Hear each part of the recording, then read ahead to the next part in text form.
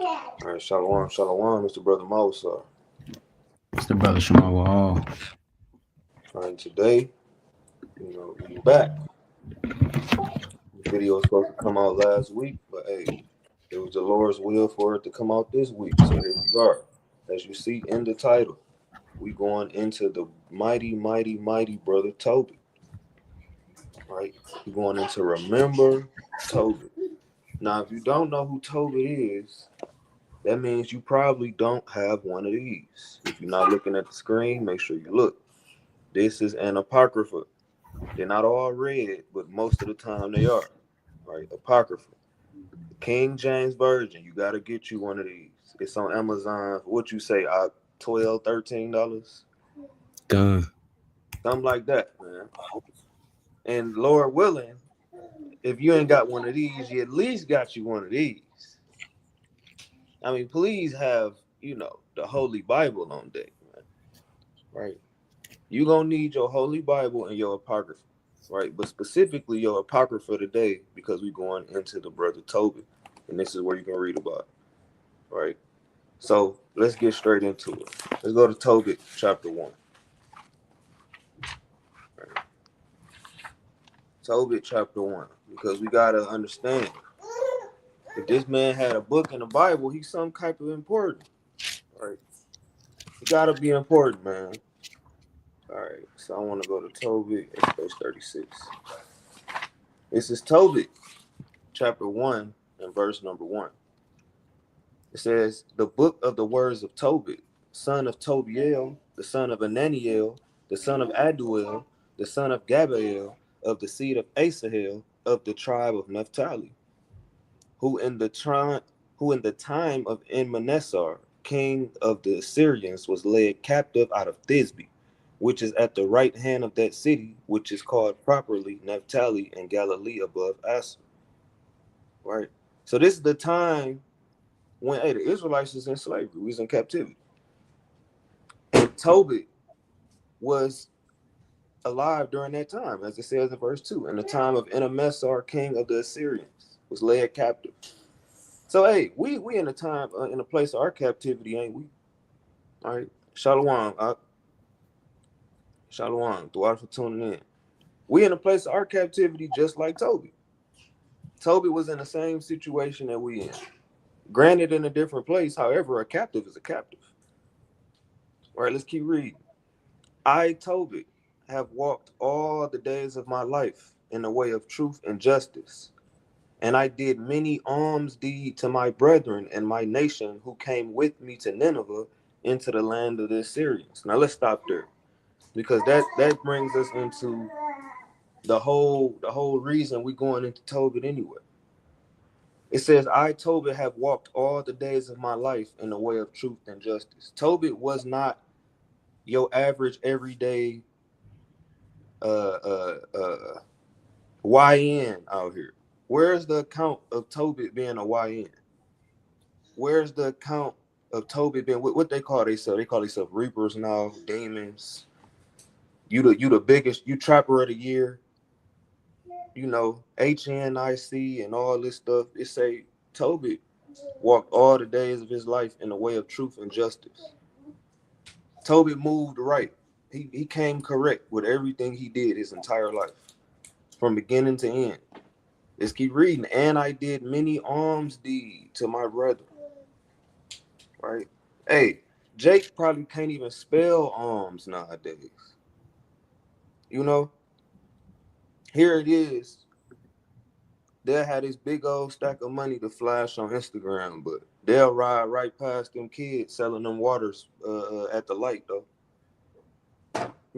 Kids just want $1 for a bottle of water. You ain't got to drink it. Just get them alms, man.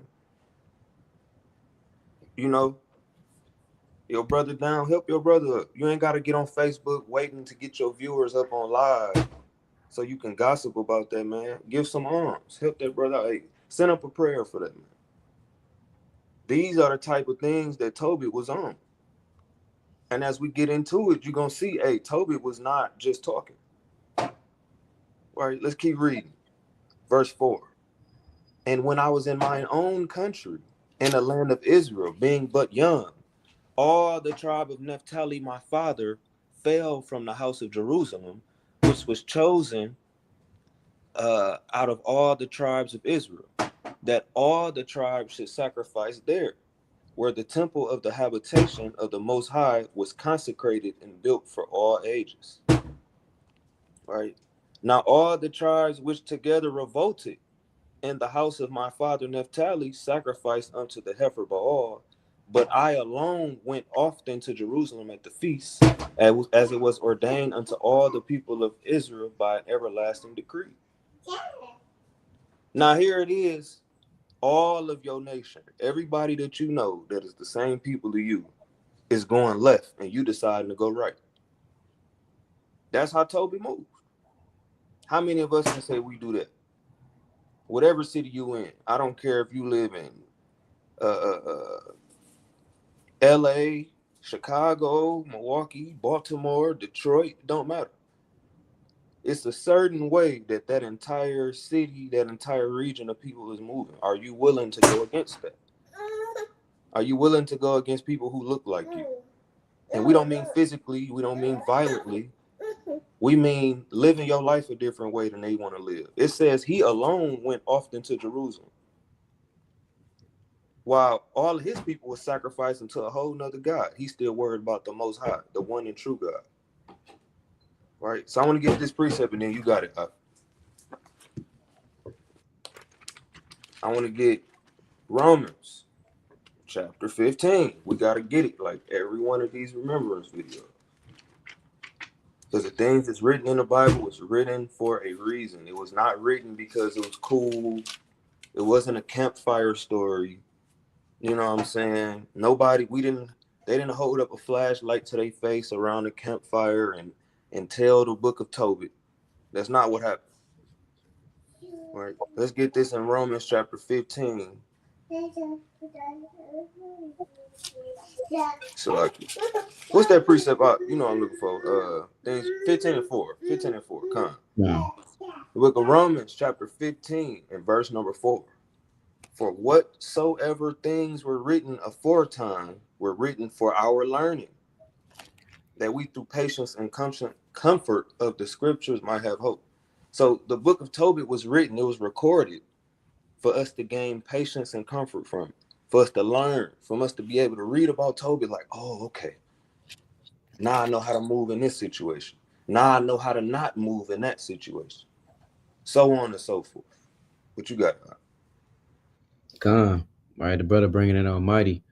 Yeah, Tobit was, he was a righteous man, right? Doing deeds to his brother. I want to bring that out because he was a brethren to his nation, right? Sisters have to be like that as well, right? And giving alms is not always giving money, right?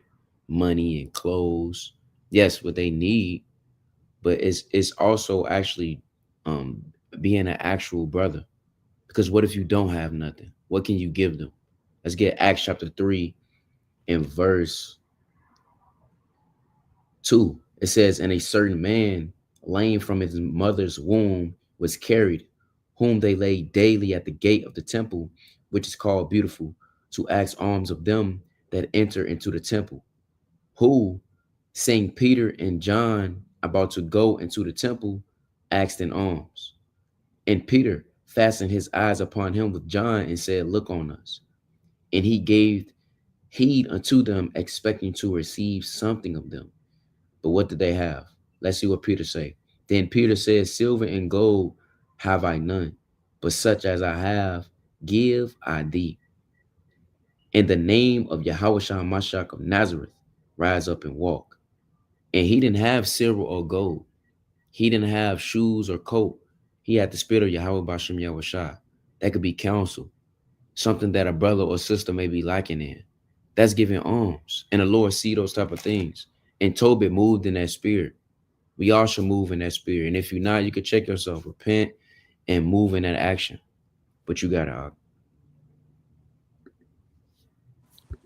I want to get something else on arms, because arms is very important. Let's go to Sirach right quick. Let's go to Sirach chapter 5. Let's get something on arms really, really quick. All right.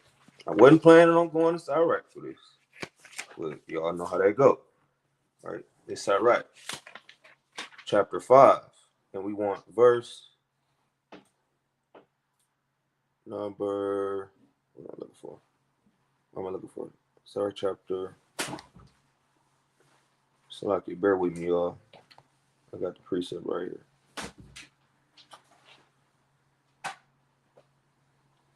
Sorry, chapter 3 and verse 30. That's what I'm looking for. This is Sirach chapter 3 and verse number 30. Water will quench a flaming fire, and alms maketh an atonement for sins. So it's comparing giving alms to cover sin with putting water on fire. That's how important alms is. Not sins. We're not saying sins is important, Salaki. But hey, brother slip with the tongue, Salaki. But hey, you can put out sins with alms, just like you can put out a fire with water. Thus said the Bible. I didn't write this. I didn't write the book of Sirach chapter 3. I'm going to read that again. It's Sirach 3 and verse 30. Water will quench a flaming fire, and alms maketh an atonement for sins. So all of the alms that Tobit was given, all of the alms that I give, all the alms this brother give, all the alms that you brothers, sisters, and elders and children and whoever is doing them alms, hey, you can put out a multitude of your sins with that. Just by doing something for somebody else and not having to get something in return. And we not giving alms like how Jake do. They got the cameraman walking behind them and the caption on the video, oh, I gave 300 to this homeless dude. Then they tell you to like and reshare it, post it on your story. That's not what alms is about. So let's get back to Tobit. Let's see how Tobit treated giving alms. It's Tobit chapter 1. I'm going to start at verse 10. But I kept, and when we were carried away captives to Nineveh, all my brethren and those that were of my kindred did eat of the bread of the Gentiles. Salaki, 1 second.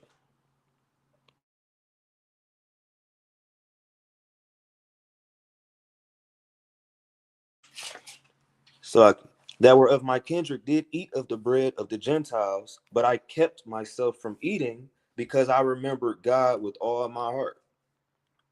And the Most High gave me grace and favor before in a Messar, so that I was his purveyor. All right, now, if you can you look up the definition of purveyor for me? Because that's a word, how many times in modern times do we run into the word purveyor? I'm not going to lie. I had to look this up when I first seen it. I didn't know what that means. Ain't no shame in doing the research, right? We the Israelites, man. We should have no shame in doing some research. That's how we got here in the first place, right? So, Lord willing, when you find that definition for me, could you read that?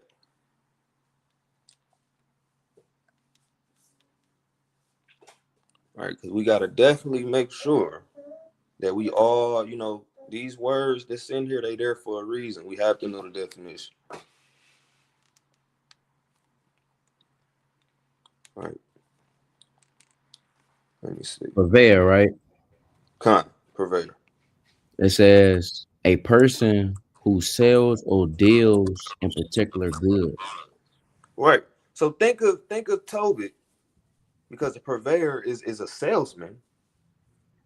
Imagine you Donald Trump's personal head of sales. You his man that he said, okay, I need to make this big flip. I know brother Judah got it. I know brother Judah got it. I know the brother Shema, man, he got it. I'm gonna make him my purveyor. You gotta think, in the land of your captivity, imagine somebody from that same hood that you from. They working directly for Donald Trump, handling business, like real business, money, sales, buying and selling, supply and demand. Right? So Tobit wasn't no small guy. He wasn't just a little bro in the back corner. He put the Most High first, and because of that, let's see what it says. I'm gonna start at verse 12 again. Because I remembered God with all my heart, and the Most High gave me grace and favor before Enemessar, so that I was his purveyor. Right? He did something for the Most High, and the Most High gave him something back. Right? Let me get something right quick in the book of James. Let's get the book of James. Because James spoke on the concept of if you do something for the Most High, he'll do something for you. You scratch his back, he'll scratch yours. Let's go to the book of James. I want to say it's chapter 3. 1 second, son. We got to make sure that we get this. Let me see if it's chapter 4. James chapter 4, and verse number 8. It's James 4 and 8. Draw nigh to Yahweh, and he will draw nigh to you. Hey, this is something that the mighty brother James was teaching. He said, hey, get close to the Most High. He'll get close to you. You know, like there's this concept of chasing God. There's this concept of you know, you got to run after God as if he went somewhere. You know, when he been there the whole time, we was the ones going the other direction. Right? Anybody who got kids, you know what that's like. You telling your child, come here. You're not moving. You standing in one spot. This child is running. They jumping off of counters, doing backflips, somersaults, 360 roundhouse kicks in the air. Y'all know what I mean. If y'all got kids, nieces, nephews, cousins, what have you. It's the same thing with the Most High. He didn't go nowhere. It was us who did. And that's why the brother James had to tell us in chapter 4 and verse 8, draw nigh to God and he'll draw nigh to you. And Lord willing, we all can do that, including me. I'm trying to draw nearer to the Most High every day. Because our actions is the ones that separated us from the Most High. Now let's go back to Tobit. Tobit, chapter 1, in verse number 13. And the Most High gave me grace and favor before Enemessar, so that I was his purveyor. And like we just went into, a purveyor is a salesman. The brother put the definition on here, all praises. Right? For those who didn't hear when the brother Shema Wall just read it, we're going to read this one. A purveyor is a person who sells or deals with particular goods. A synonym is a seller or a vendor. Right? So he was handling the king's profits. This is what Tobit was responsible for. He was a godly man who was in a high position in the land of his captivity. Now that we done laid out the foundation, right? If you ain't got none, you got anything? Come. Let's just get into this. All right. Let's get into it. This is Tobit chapter 1 and verse number 16. And in the time of Enemessar, I gave many alms to my brethren, and gave my bread to the hungry, and my clothes to the naked. And if I saw any of my nation dead or cast about the walls of Nineveh, I buried him. Hey, you know what I'm saying? It's a cut. You might be one of them brothers. You see them homeless people on the corner, and they got that cardboard sign. Anything help? You might give them a couple dollars. You know what I'm saying? You see them homeless people, and they asking for some bread. They want some chips out the stores, cosmic brownies, zebra cakes. You'll get it for them. How many of us, if we saw one of our people unalived, would be willing to bury that person? And hey, they got a term in the world called dead weight. It's a literal thing. Carrying somebody who is not under their own weight, hey, you got to have a different type of strength to do that. You know, hey, nowadays Jake see a dead cat outside, they kind of ball up. They don't even know what to do. Jake see a dead cockroach. You don't know what to do. Let alone you see one of your own people dead. Are you willing to bury that person? You feel what I'm saying? So let's keep reading this. Verse 17, and my clothes to the naked, and if I saw any of my nation dead or cast about the walls of Nineveh, I buried him. And if the king Sennacherib had slain any when he was come and fled from Judea, I buried them privily. For in his wrath he killed many, but the bodies were not found when they were sought for of the king. So hey, he wasn't even scared of the king. He kind of strategized. Okay, I'm gonna wait till they gone. I just seen my brother get killed, and then he kind of went to bury him, made sure he was sent away properly.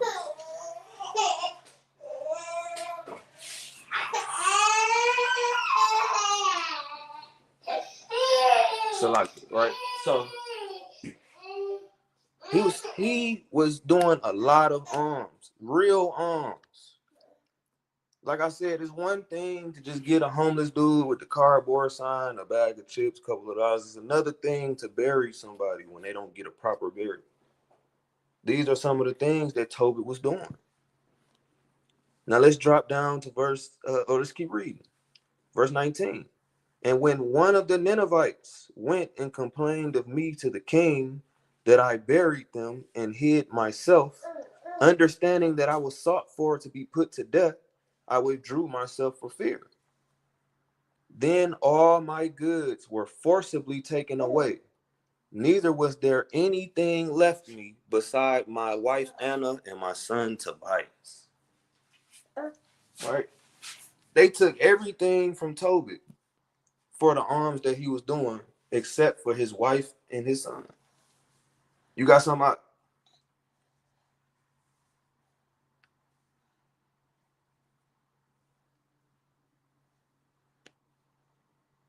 Right, if No, not, I not can. I got a precept, one precept with the spread. Con. You bring it Go up. ahead. He didn't even fear the king. You got Jakes out here. Um, they fear damn Esau, man. They fear Esau. They don't want to get fired from their job. They don't want to tell them that they can't keep they got to keep the Shabbat. You know, that's madness. Right? This First Timothy chapter 1 verse 7. It says, "For God have not given us the spirit of fear, but of power." Right? And Tobit was moving in that spirit. He was going to do what he was going to do for his brother and for the Lord. He said, "I give a damn about the king. This is a commandment by Yahweh Bashim Yahushua." You got Jake, like I said, you got Jake down. He don't want to tell, Esau that he got to keep the Shabbat and the feast days coming up. I got to keep my Lord's feast days. You don't even want to tell him that. You timid. Next thing you know, you in sin. But you got to. Con, that's right. Hey man, look, we have to be willing to accept the things that come with this truth. Tobit did. Tobit accepted that this was what was going to happen. Like you can't be the salesman, the head of sales for the king of the land and be stupid. That don't even make sense. How could you do that? So we know Tobit was not slow.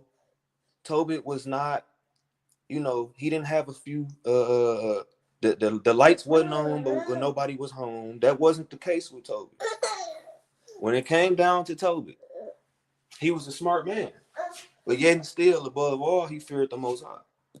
So where he even put his own life in danger for the Most High's sake. And that's the beauty of it.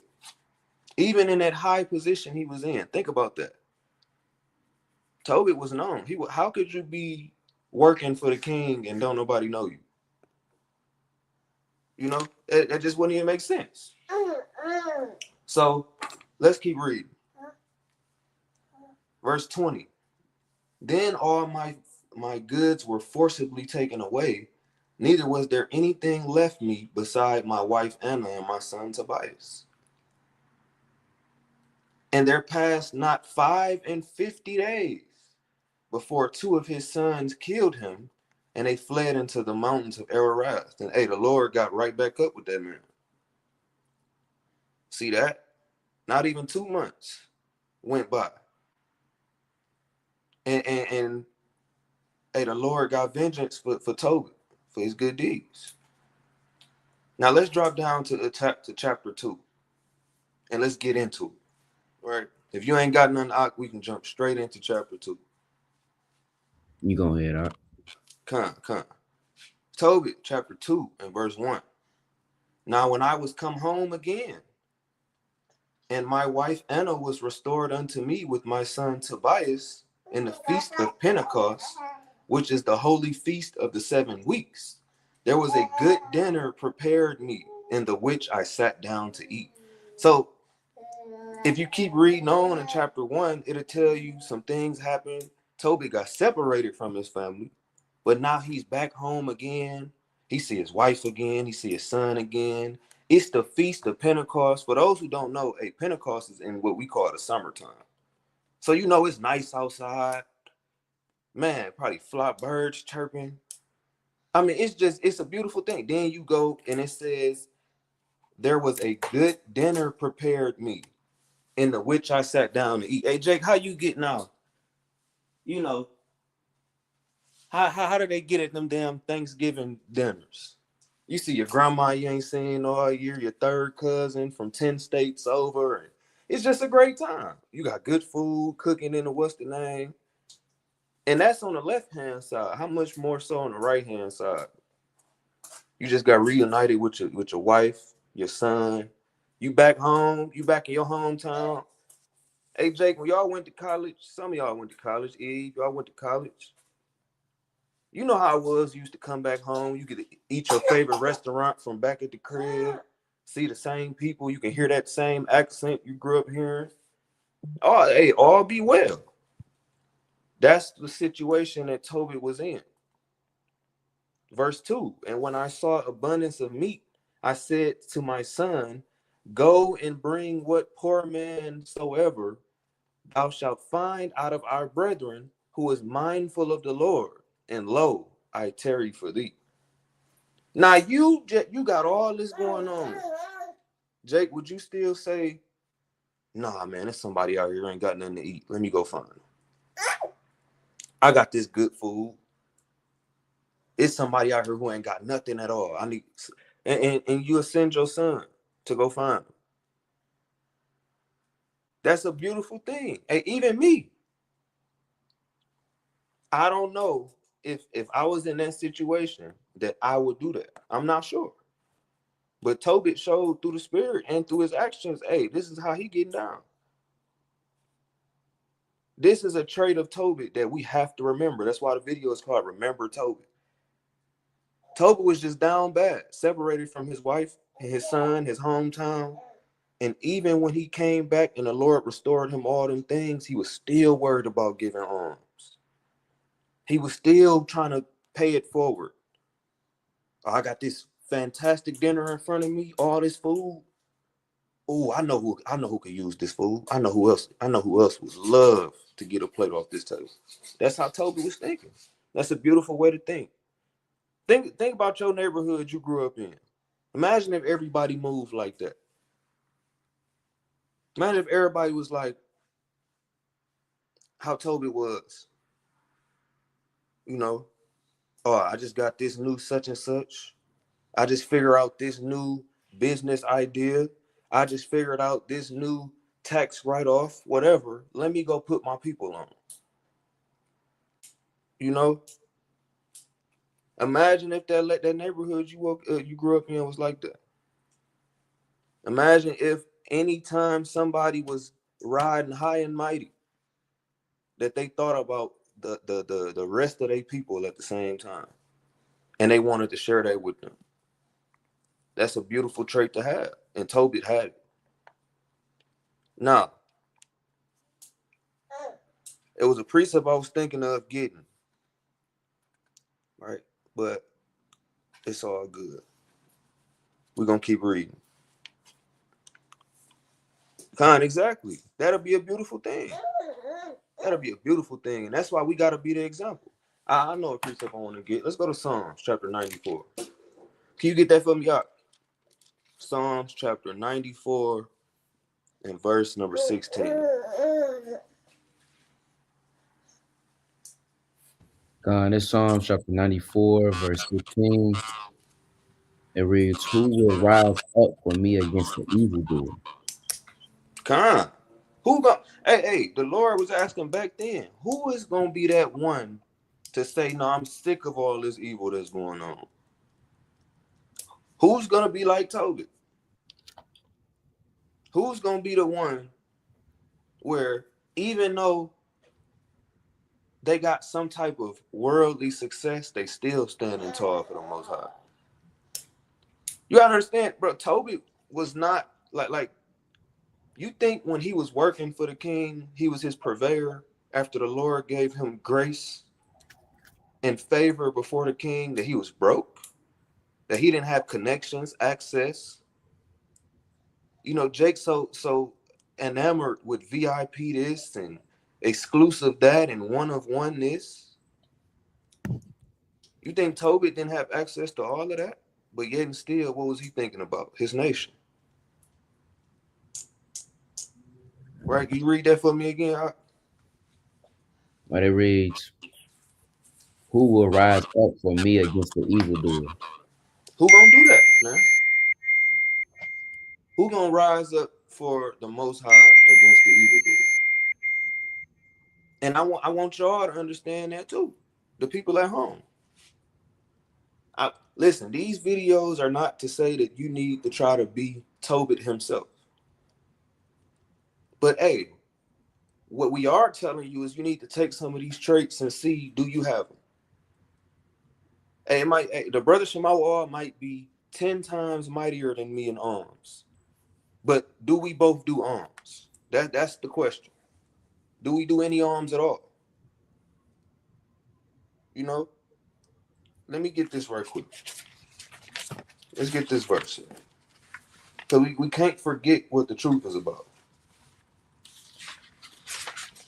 We cannot forget what the truth is about. This is Sirach chapter 19 and verse number 24. Sirach 19 to 24.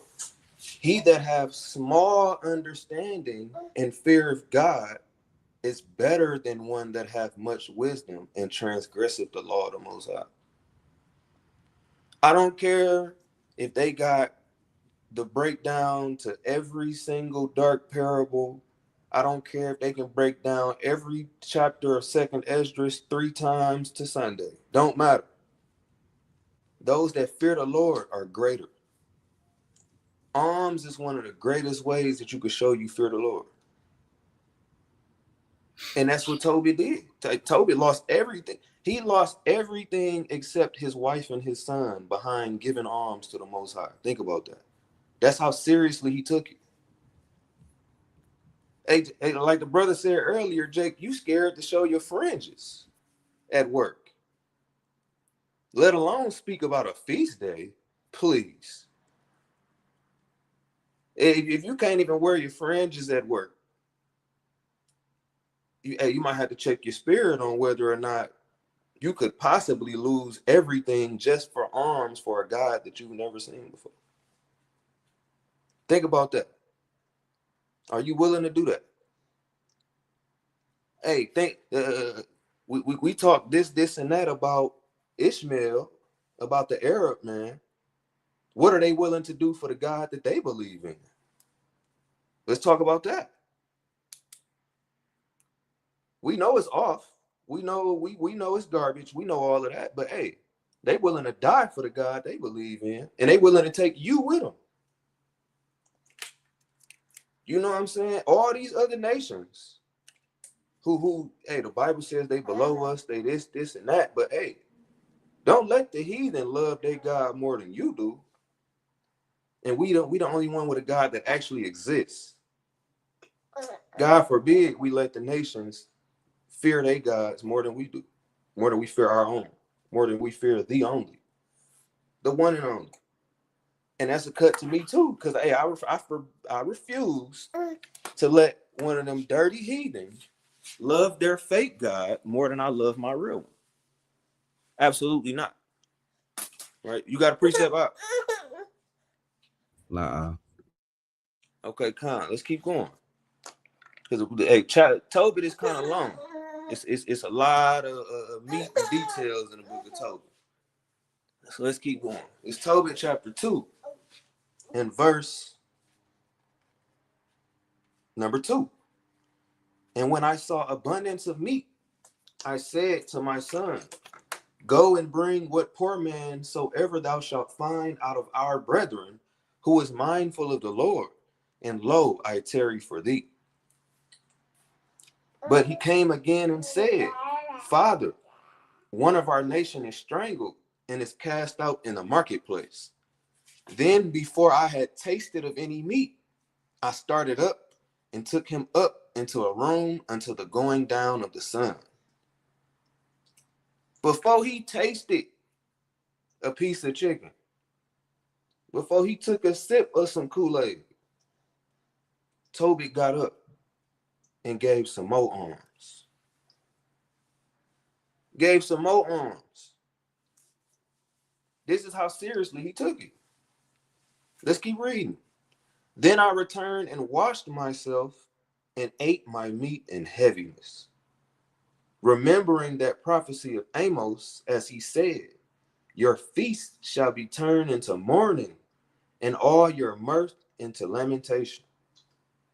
Therefore I wept, and after the going down of the sun, I went and made a grave and buried him. So you got to think, this is one of the greatest days of Tobit's life, just ruined. Because somebody of our nation, a fellow Israelite, man or woman, lost their life. And instead of him being like, well, hey, that ain't got nothing to do with me, and turning up, this is what he did. He ate his dinner in heaviness because of what happened to somebody else. That didn't happen to him. He just got his wife and his son back. He just got back what he lost. But this is the spirit that Tobit moved in. Let's keep reading. It says, verse 8, but my neighbors mocked me and said, this man is not yet afraid to be put to death for this matter, who fled away, and yet lo, he burieth the dead again.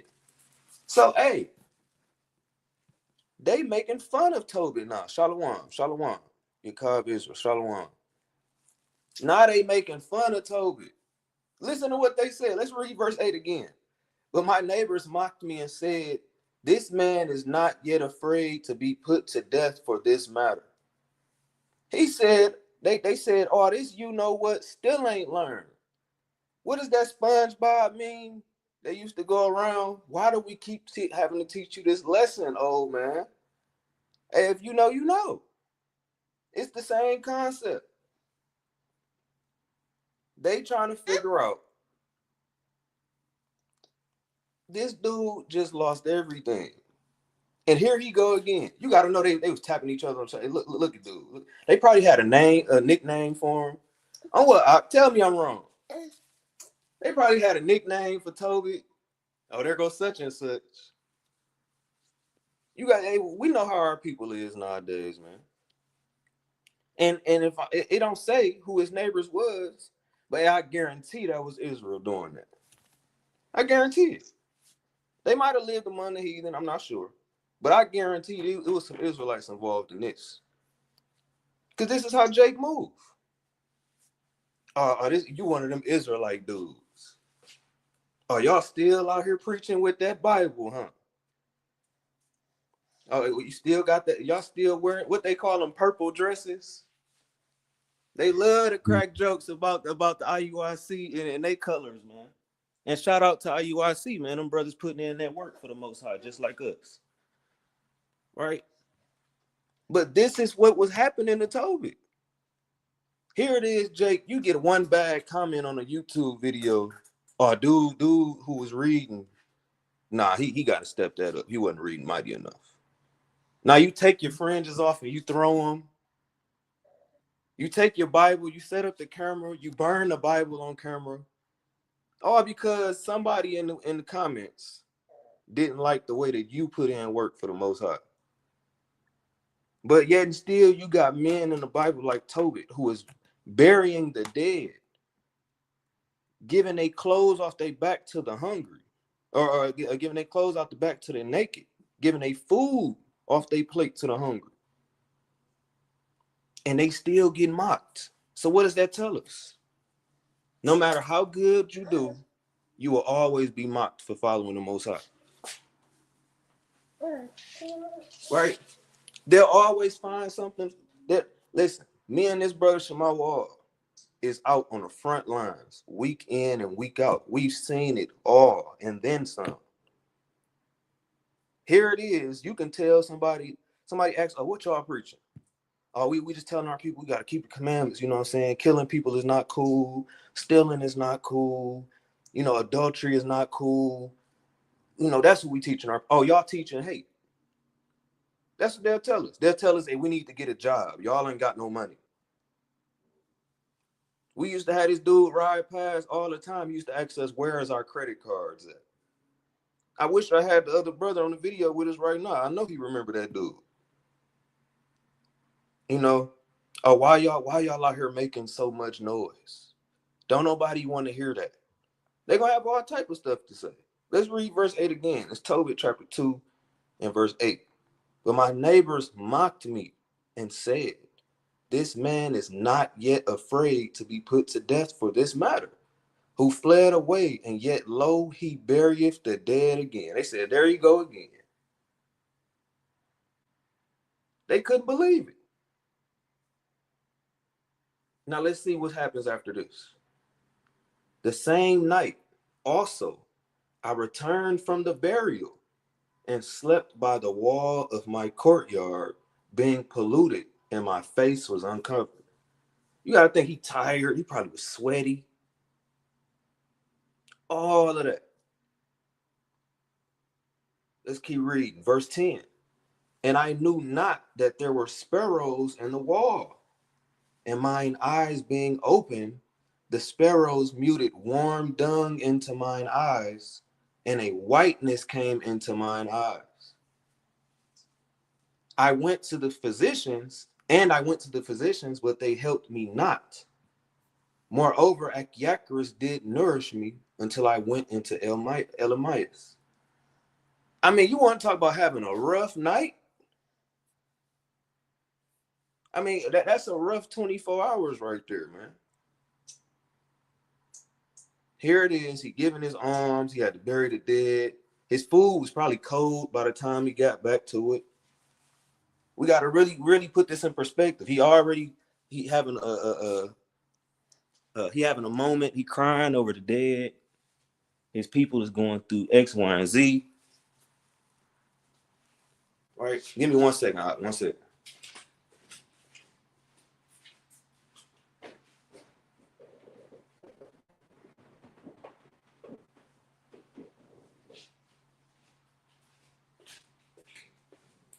Slack.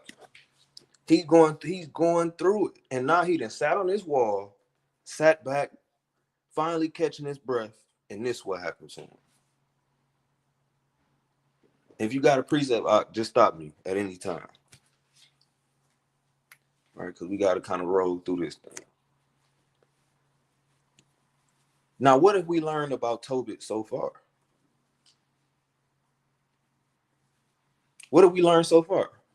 We've learned that Tobit was a captive in a foreign land with the rest of his people, just like us. We learned that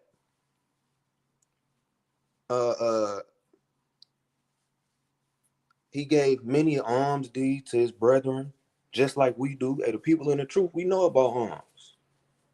Here it is. Hey, if you was in high school or Whatever you at your job and you say the word alms, they probably gonna look at you crazy. They don't even know what that is.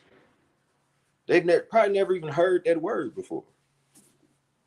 But here it is. We know what that is. We know what alms is. This is us giving alms at the moment. Us doing this video, right? All the people uh, uh, out there doing their thing. You teaching in your living room to your kids, teaching your wife, teaching your grandsons, teaching whoever. Spreading this truth, doing the work for the Most High in any way you can. You giving alms. And all praise to the Most High for that. Right? As a matter of fact, let's see what Tobit himself had to say about giving alms. It's Tobit chapter 4 in verse number 7. Give alms of thy substance, and when thou givest alms, let not thine eye be envious, neither turn thy face from thy poor, and the face of God shall not be turned away from thee. If you don't turn your alms away from the people who need it, the Most High will not turn his face from you. This is what Tobit is teaching. This is what he's saying. Tobit chapter 4 and verse 7. We just read it. Right? We got to really, really understand what is going on. Right? Give me 1 second.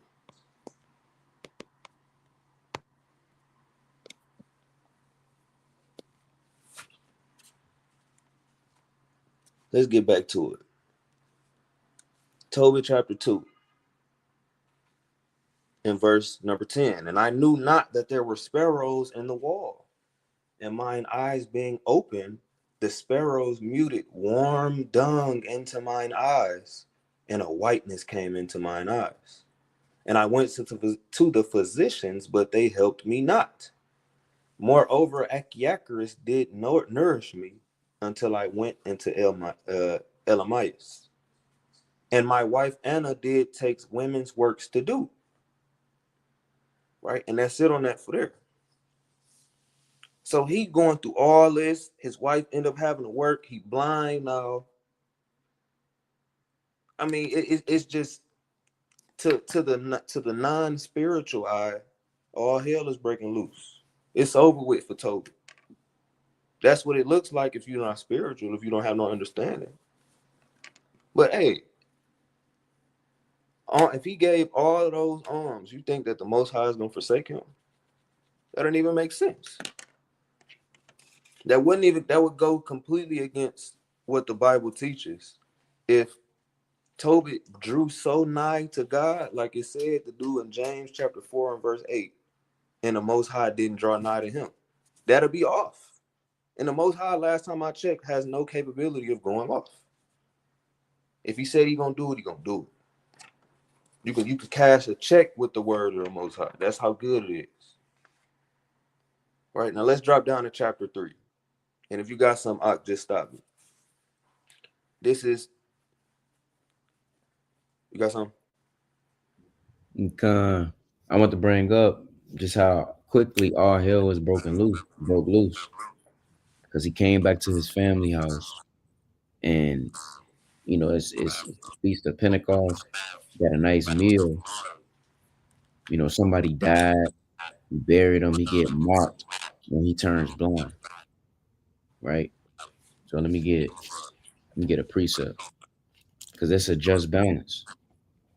And it's truth. You're gonna go through ups and downs, and you have to discern through the spirit that it's for you to grow. It's for you to examine yourself. Ultimately, it's for you to able to get something greater than this life. All right. Proverbs chapter 11, verse 1. It says, "A false balance is an abomination to the Lord." So we know the Lord knows good and evil, right?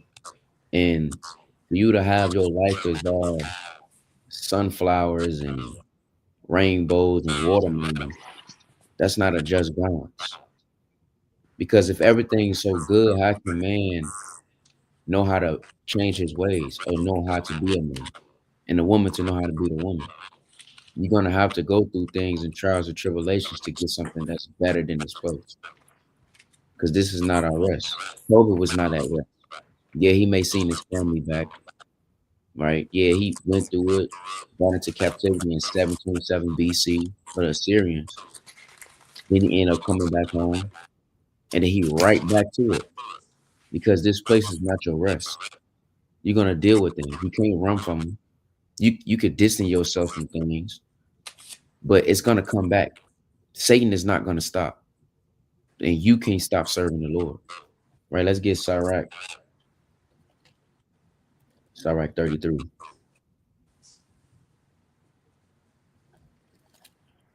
Sirach 33 and verse 14. It says, good is set against evil, and life against death. So is the godly against the sinner. See, the Lord made good and evil. Everything is a just balance. You may think like, oh man, this is, everything's going good, man. I'm making money. I got a car, I got a house. And next thing you know, you don't have a job. Or next thing you know, your car break down. Or next thing you know, you're dealing with something in your marriage, whatever that may be in your life, it's gonna be a just balance. And Tobit, and no matter what trial you in, it depends on how long the Lord is gonna have you in that fire. Because you can't ask for it out, is what we signed up for. Is what all our forefathers signed up for. Let's get Exodus 24. This is nothing new. Exodus 24, verse 7. It says, I'm gonna start at verse 6. And Moses took half of the blood and put it in the basins, and half of the blood he sprinkled on the altar. Then he took the book of the covenant and read it in the audience of the people. And they said, all that the Lord has said, we will do and be obedient. We agree to it. Even if you agreed to it in your past life or you was in the world right now, and you agree to it right now, the Lord have you to be reborn, brought you in this thing spiritually. So you said, yeah, we would do it. And all the temptations, all the tribulations, all the vexation, you got to go through that. Yahweh went through it. Tobit, David, right? Saul, Peter, Paul, all these names, you have to go through it to get something greater in this life. You can't run from it. Yeah, you may see certain spirits and distance yourself. You may yourself eat healthy but hey, if the Lord say you gotta deal with infirmities, you gotta deal with it. You can't go nowhere. If the Lord say you gotta be blind for 8 years, you gotta be blind for two. You can't. You only gotta have one arm. You gotta deal with that. Are you still gonna serve the Lord? Still gonna throw up prayers? Are you still gonna give up arms? This what Tobit was going through. How quickly all hell broke loose. You know, this was right after the feast day. So we gotta take heed to that. But you got it out. Come on, man. We like the brother say, we gotta really pay attention. You know, you can't go through one affliction.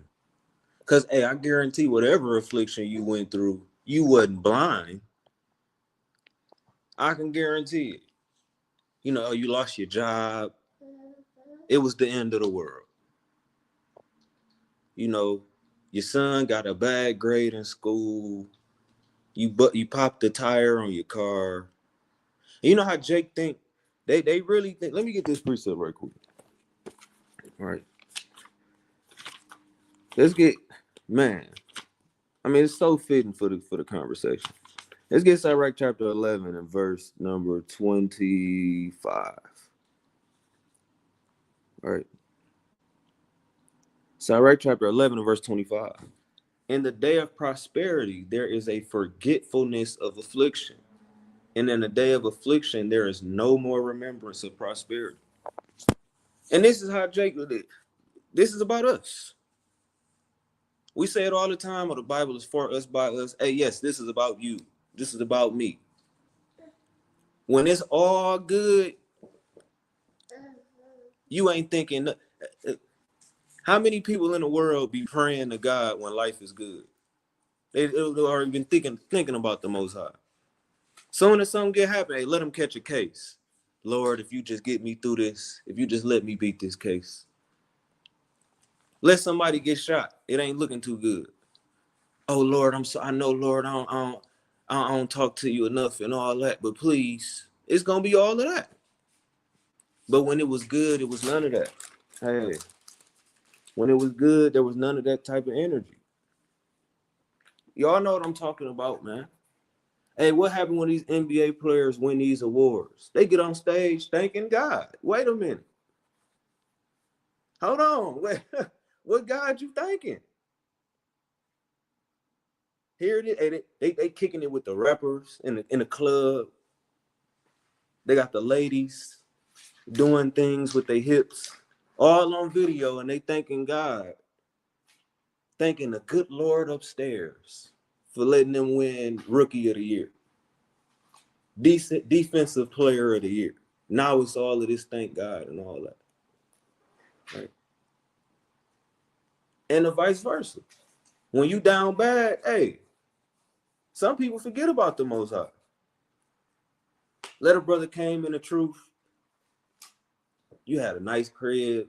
You had a job paying you $43 an hour. You come in the truth, boom, your job fire you. Boom, your car break down on you. Now the Lord don't exist no more. All because this brother car broke down, now the Lord don't exist no more. All because you lost your job that you know you was being late to. Now it's the Most High fault. Let me see that. So like y'all, give me 1 second. Right. Now because you going through affliction, now it's all this and that. And like the Bible said, hey, that's what's gonna happen. When people when they in prosperity, they forget about affliction. When they in affliction, they forget about prosperity. Right. I want to get this in Job.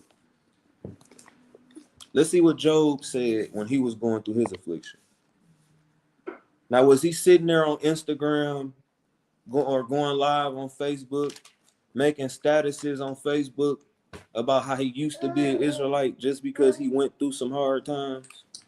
About he used to follow God back in the day, that phase of his life? Let's see. It's Job chapter, right? It's Job chapter 2. I'm going to start at verse 7. It's lucky, y'all. I'm trying to read the best I can. So went Satan forth from the presence of the Lord and smote Job with sore boils from the sole of his foot unto his crown. And he took him a potsherd to scrape himself withal, and he sat down among the ashes. So you got to think, if y'all don't know what a boil is, just look up a picture of boils. Look up boils on somebody's skin, and you'll see exactly what we're talking about, man.